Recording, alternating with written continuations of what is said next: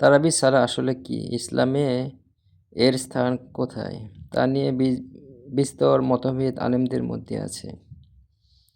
কিছু সাধারণ সত্য মুসল্লিদের জানা থাকা প্রয়োজন। বর্তমানে সওমের মাসে প্রতি রাতে ২০ রাকাত তারাবি সালাতকে সওমের অপরিহার্য অঙ্গ মনে করা হয়। এমন ধারণা করা হয় যেন তারাবি না পড়লে সওমই হবে না। এমনকি কেউ যদি সওম নাও রাখে তবুও তার তারাবি পড়া উচিত। তাই বাস্তবে দেখা যায় যারা ফরজ সালাহ ব্যাপারে গাফেল তারাও তারাবির ব্যাপারে সতর্ক। আশ্চর্যজনক বিষয় হচ্ছে কোরআনে বা হাদিসে তারাবি শব্দটাই নেই। আকীদার বিকৃতি ছাড়াও তারাবির এত গুরুত্ব দেওয়ার পিছনে হাফেজ সাহেবদের অর্থনৈতিক বিষয়টাও প্রধান। অথচ অনেক বড় বড় আলেম সিদ্ধান্ত দিয়েছেন যে অর্থের বিনিময়ে খতম তারাবি পড়ানো হারাম। সে মোতাবেক বিনা হাদিয়ায় তারাবি পড়ানোর একটি প্রচলন সমগ্র মুসলিম দুনিয়াতেই আছে। তারাবি শব্দটি কোরআনে হাদিসের কোথাও নেই।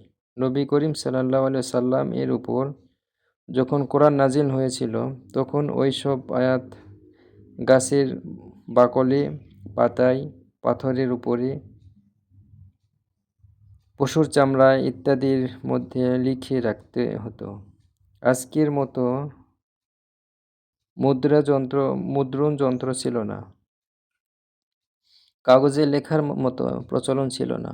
সারা বছর যা নাজেল হতো হুজুর পাক সাল্লাল্লাহু আলাইহি সাল্লাম সেগুলো ঝালাই করতেন পবিত্র সওম মাসে। কারণ সওমের মাসে কোরআন নাজিল হয়েছিল। এজন্য হুজুর সাল্লাল্লাহু আলাইহি সাল্লাম সওমের মাসে নির্দিষ্ট সময় ঠিক করতেন। তিনি দাঁড়িয়ে দাঁড়িয়ে অনেকক্ষণ থেকে ওই সারা বছর যেগুলো নাজেল হয়েছে সেগুলো তিনি ঝালিয়ে নিতেন যেন হারিয়ে না যায়। এতে হুজুরের সাল্লাল্লাহু আলাইহি সাল্লাম অনেক কষ্ট হতো। প্রিয় হাবিবের কষ্ট দূর করার জন্য একদিন আল্লাহ আয়াত নাজিল করলেন, হে রাসূল, আপনি আর কষ্ট করবেন না। আমি এটা সংরক্ষণের দায়িত্ব নিয়েছি। সূরা আলা আয়াত ৬, সূরা হিজর আয়াত ৯, সূরা কিয়ামা আয়াত ১৬-১৭। তারপর থেকে রাসূলুল্লাহ সাল্লাল্লাহু আলাইহি সাল্লাম ভারমুক্ত হন। রাসূলুল্লাহ সাল্লাল্লাহু আলাইহি সাল্লাম আসহাবদের অনেকেই সম্পূর্ণ কোরআন ঠোঁটস্থ করে রাখতেন। যারা মুখস্থ করে রাখতেন অর্থাৎ হাফেজ কোরআন তারা যেন তা না ভুলে যায় সেজন্য চর্চা অব্যাহত রাখতেন। কিন্তু বর্তমান যুগে বিশ্বজুড়ে কোটি কোটি কোরআন শরীফ প্রায় প্রতিটি ভাষায় হয়েছে এর অনুবাদ। প্রত্যেক মুসলিম পরিবারে এক বা একাধিক কপি কোরআন সযত্নে সংরক্ষিত আছে। তথ্য প্রযুক্তির